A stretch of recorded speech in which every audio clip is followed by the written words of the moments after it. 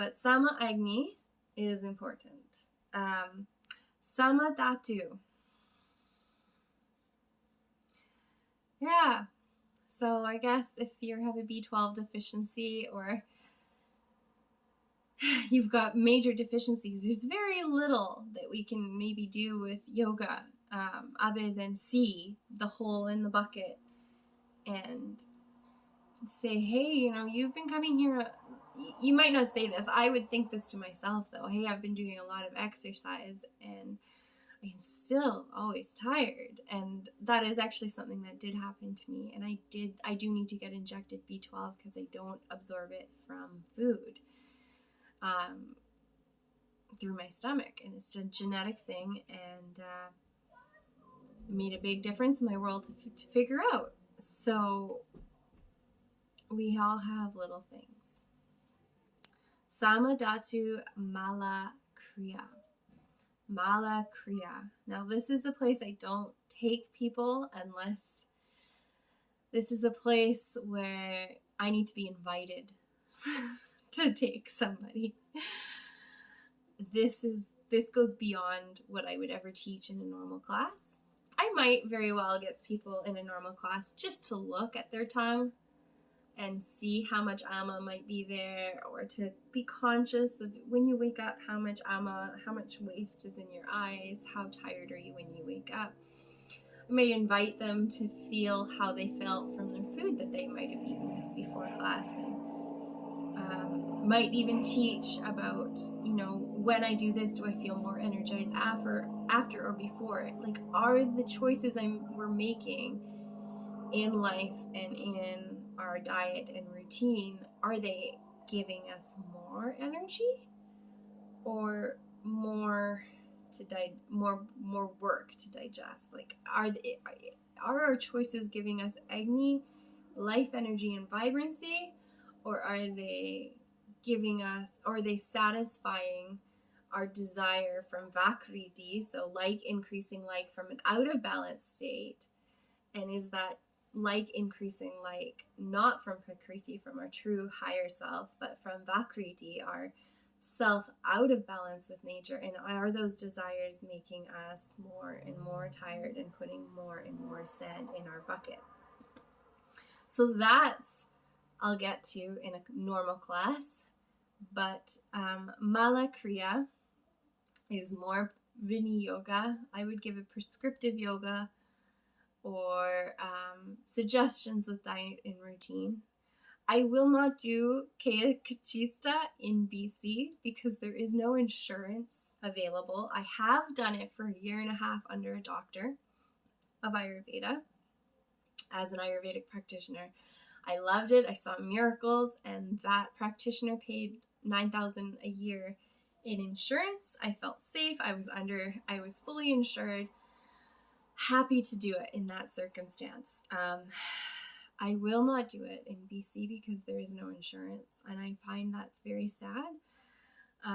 But I'm trying to work with trauma release and yoga of the mind and softening so the sound can come out in other ways. It is sad. I mean, I love Kaya Kachitsa. We've healed type 1 diabetes, we've healed cancer. It's wonderful.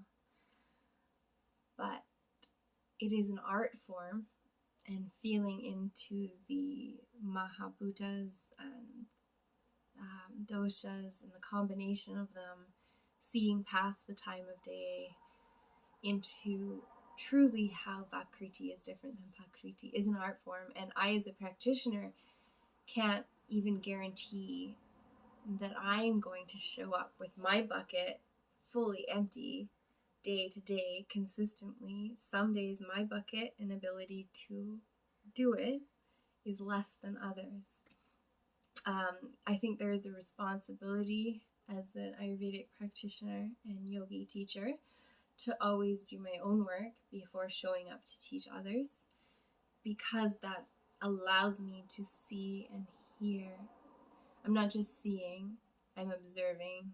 I'm not just listening, I'm hearing. And I'm hearing prana, I'm hearing udana, I'm hearing samana, I'm hearing vyana, I'm hearing apana. And when we go into pitta, there's sadaka, which is pitta in the eyes. That you can almost see it in people. It's like that brilliance in their eyes, that passion for life. We have ala chaka, pachaka, ranjaka, baranjaka. And absolutely beautiful. For kapha, we have tarpaka, avalambaka, kladaka, bodaka, slashaka. And if you are interested, message me, because I actually developed a whole course on how to feel these subdoshas and how the meditations that help us to feel it in our pulse, to see it and observe it in others. So we work with the Mahabhutas and the doshas, and that work takes at least 2 hours of meditation daily to see past, and it takes taking the pulse 60 times a day, and it takes an in-depth devotion and work.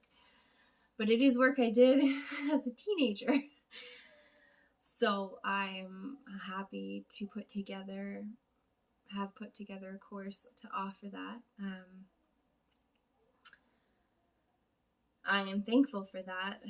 And to go back to Ayurveda is the art of healthcare. It's not me always giving a prescription, but it's inviting someone to know what a dosha is what Agni is, and to feel it for themselves, and Samadhi Dhatu, to understand that they actually know that there's maybe a hole in the bucket, and how we work with that. And Mala Kriya, we know when we just have junk we need out.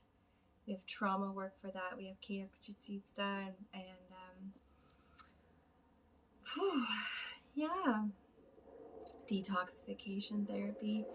And the next part of the mantra for Ayurveda is Prana Mandriyamana Savasta Iti. And that is translated to whose malas are in balance. We've already gotten that. And whose consciousness, mind, and senses remain full of bliss is called a healthy person. That is the full thing here. Okay. And again, as there were sapta dhatus, there's also sapta layers of the body, of the kosha system. So there's 5 koshas, just as there's ether, air, fire, water, earth. There's 5 koshas. And each of those koshas can also be brought to the level of sapta 7. So we understand the mind in terms of the number 3 with tamas, which is inertia, rajas, which is too much activity, or very active, very fiery, and so tamas, rajas, and sattva, which is bliss. Just like we had Mahabhutas of Vata, Pitta, Kapha, we have tamas, rajas, and sattva. Now in Ayurveda, when we're teaching people, we always stick to the number 3, because unless you're doing deeper meditation and unless you're looking and focused very deeply, the number 3 is the deepest that the human mind, on a moment-to-moment, flip of the fly situation, can process information. Is something too hot, too cold, or just right? Is something too rough, too soft, or just right? Is something too inert, too much inertia, too much stagnancy? Is it too much activity? Is it hellish and terrible and fiery, or is it just right? Is it the balance? Is it sattva? And so in Vata, Pitta, Kapha, and in Tamas, Rajas, Sattva, we are always looking at this number 3 for that balance. And with Vata, Pitta, Kapha, we have the balance of opposites. With Tamas, Rajas, and Sattva, this is how the mind is working. So we're not looking at opposites of things like soft and hot and cold, and soft and rough, and slimy versus, rough and like sandpaper. At the mind level, Rajas, Tamas, and Sattva, we close our eyes and we know what is inertia. We know what is Rajas and too much activity. We know which is Sattva. Bliss is Sattva. We have pranayama.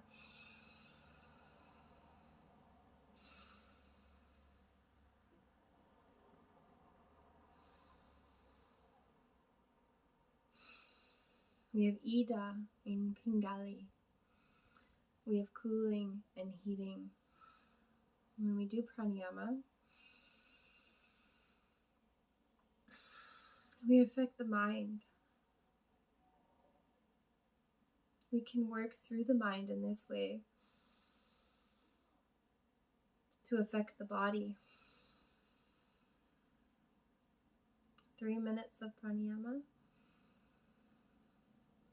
of balancing our heat or cold, is said to affect plasma. 11 minutes for blood.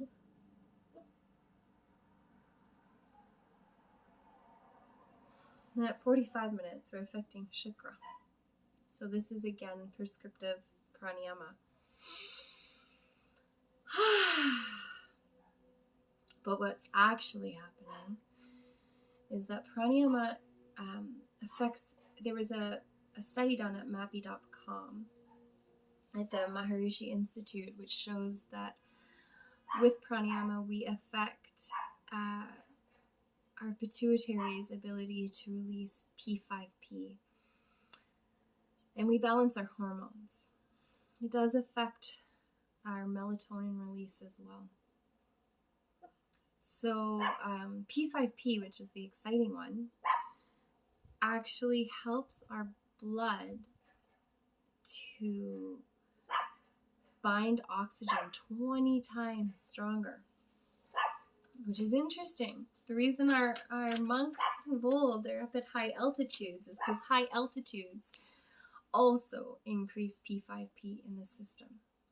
So if we want to increase P5P and have our oxygen bind 20 times stronger, 11 minutes of pranayama is going to help our blood get there. And I'm not saying that consistently. Everybody's different. It really depends on muscle memory or yogic. Our body can have an imprint of how to drop into it right away if we've been there before. And it can take a lot longer. For the first time, it can take 45 days of doing it 11 minutes a day just to get it once. But they do say 45 days at 11 minutes a day will get you it once. And then your body has that memory, then you can sit into it. So, our mind does affect our body. And we don't call it placebo. We say, hey, this is how, this is why. And there are layers to, we can look at this at the layer of 3, Sattva, Rajas, and Tamas. And when we find trauma in the body, a place that's painful, which might have stored our pain, it might be stored there. We might make it relax, massage it, allow tamas, and eventually we want bliss there. We want bliss in our body. We want that in our mind. We want to find the places of rajas, tamas, and sattva and release it and transform it into sattva. And so the kosha system is very relevant. How far or how close our trauma is to our body is that kosha system. How far out in our aura, how close into our aura. And I have a really good understanding of the Ayurveda of the body. The Ayurveda of the mind is something I am really working to understand. At the level of 7, Sapta, there are different layers to how we process things. So while we're in ignorance, we might have bliss, but we're not going to get rid of anything. And I don't have it in front of me here, so I'm just going to go from what I know, and I haven't looked at it in years, so this is something I'm not the best at. It's something that I'm working on, though. We go from ignorance to, we eventually end up in grief, which is stage 3, so I'm blanking on stage 2. We end up in grief. And then we kind of have the 4 stages of grief, right? You need to be sad about something before you want to change it, right? We aren't necessarily going to change something while we're in grief. We're going to go through a stage of denial, right? Then we've got, we're going to get up to anger eventually. And I know from the 7 layers that anything below anger or caring is not something an individual is ready to get rid of. They say that it is desire, it is Raja Guna, which is the Maharishi Mahesh Yogi would say. It is desire, it is Raja Guna. Know this to be the cause of all evil on earth. And yet, in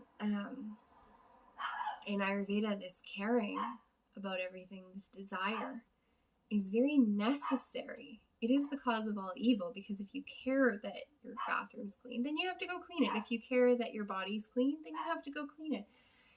If you care that you have money, then you have to go make it. If you care about truth, then you have to tell the truth. If you care about cleanliness, then you have to be clean. And this is all work. So Raja, interestingly, tamas and sattva don't coexist in a relationship. You can have ignorance and bliss, but sattva, or prana and nirvana, and tamas, you need to have a balance of them. But you don't want so much ignorance and uncaring that everything is just going past you. I mean, how are you going to be seen or feel like a good person if you're not giving to community, giving to yourself, taking care of yourself, taking care of others? This doesn't happen, though, without caring and without hell of the fire, the desire, the caring of rajas. And it can be really hard to be around people who care about everything, because they'll tell you where things go and what to do with what. And they'll tend towards anger. And so you can probably tell, like, I've got my widow's peak here. I am pitta. I'm fairly tridoshic, but I do have more pitta.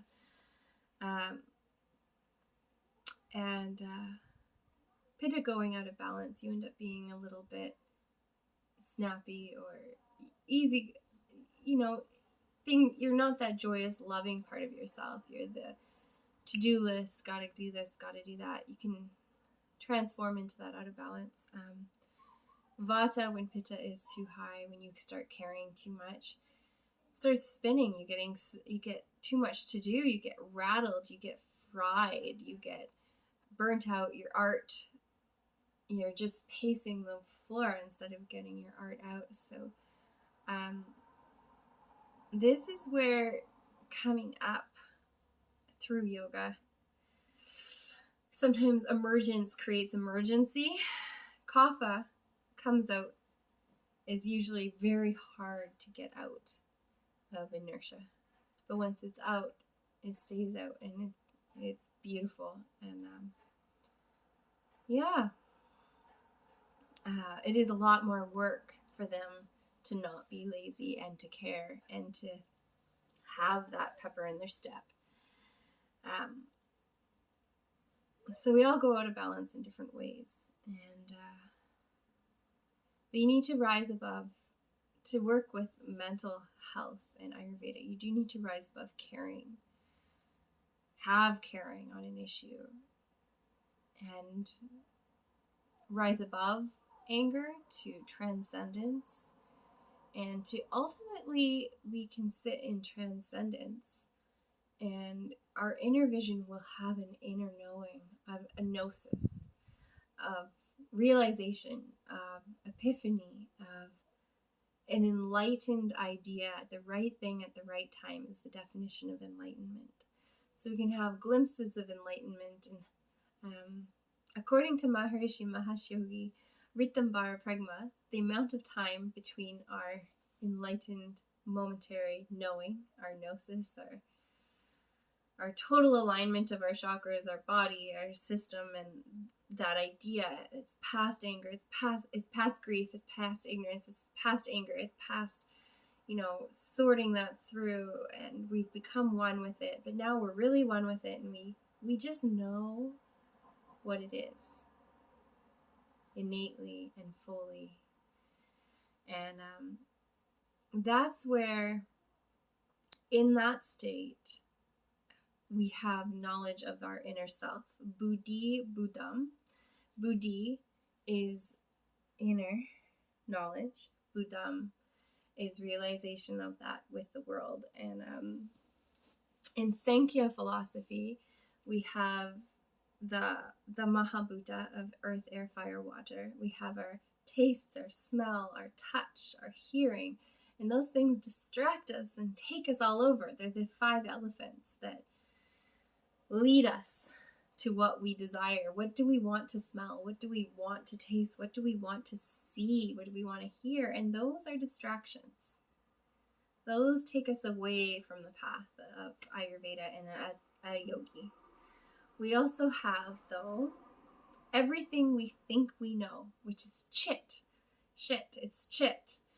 Everything that's our chit is everything we've been taught, programmed, culturally inscribed around us. Everything we think we know.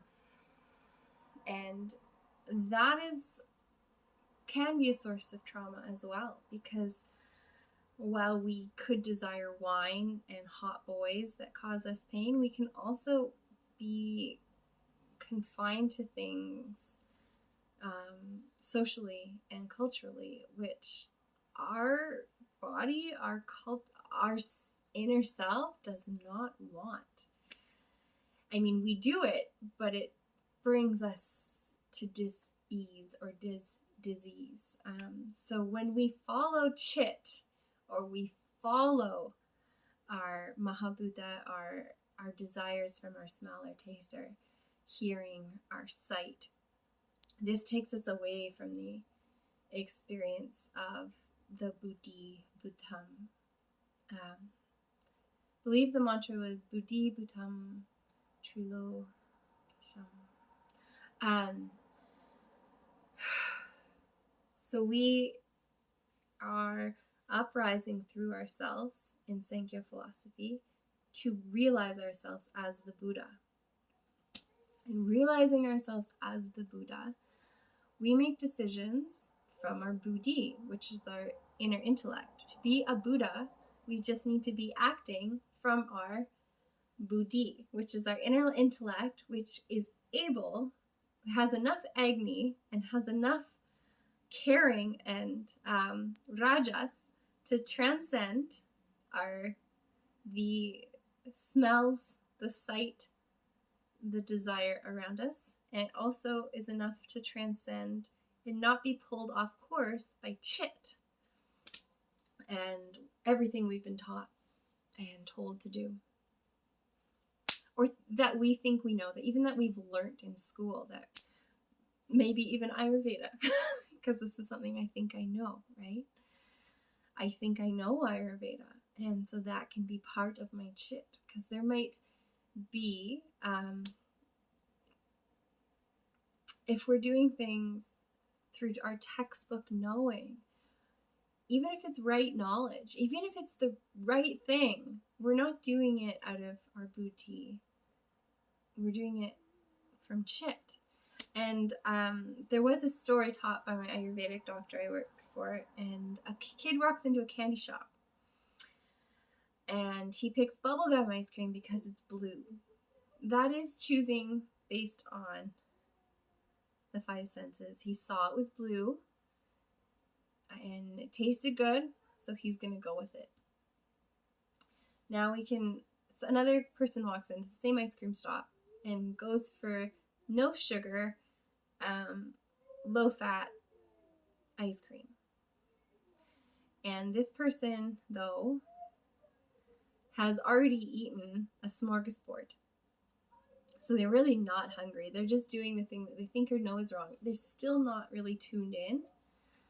This is based on chit. And that person made a decision, but it's based on chit. And it's not seeing the full picture. And that full picture is something that we step into, that we have within us. It's our buddhi. And it is our inner knowing. And it goes past ignorance, past any amount of self-denial, self-anger. Even our intuitive thoughts, they need to be refined so that it's coming all the way up into a vision. It depends on this clarity that you have in your body. If you have a lot of sand in this bucket, it's going to be hard to have that inner knowing. And gnosis is what we seek, and that was part of every religion, really.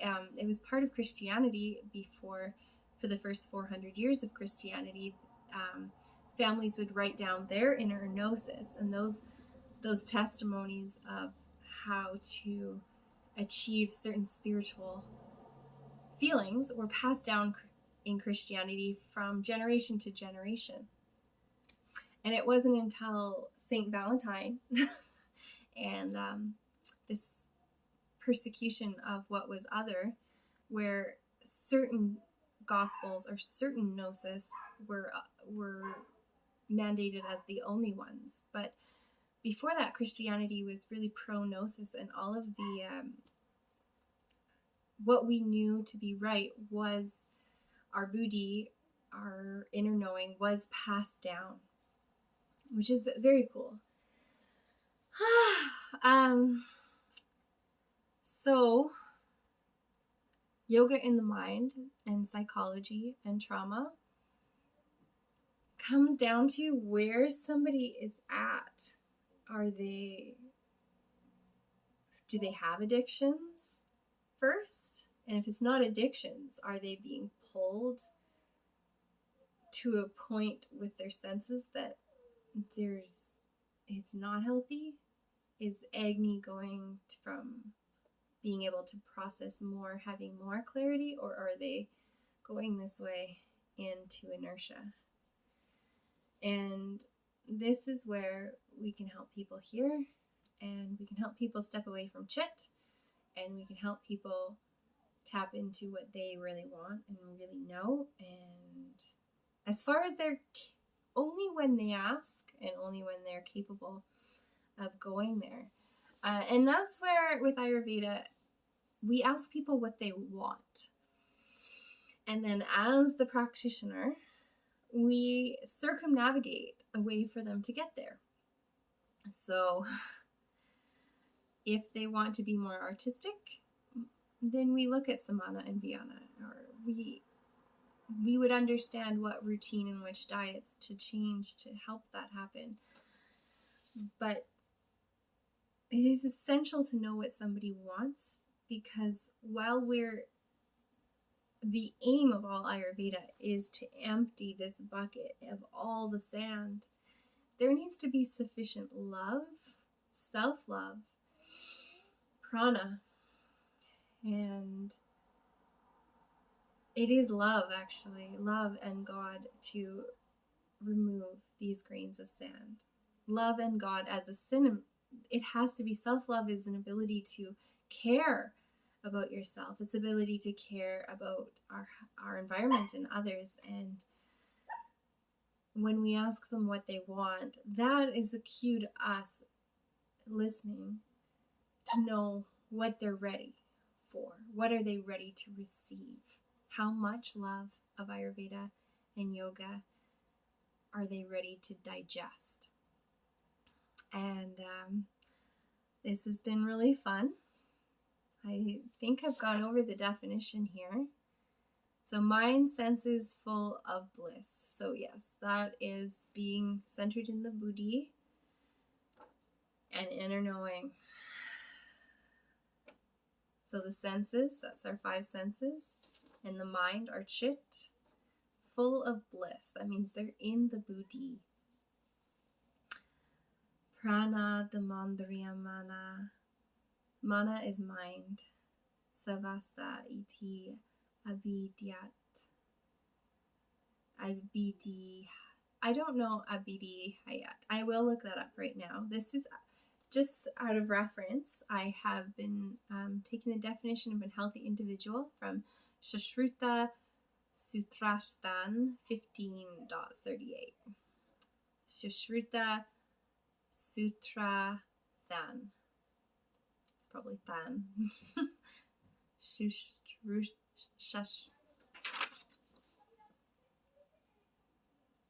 It's probably backwards, but if you pause it and you try hard, you can probably figure that out. Okay. Namaste.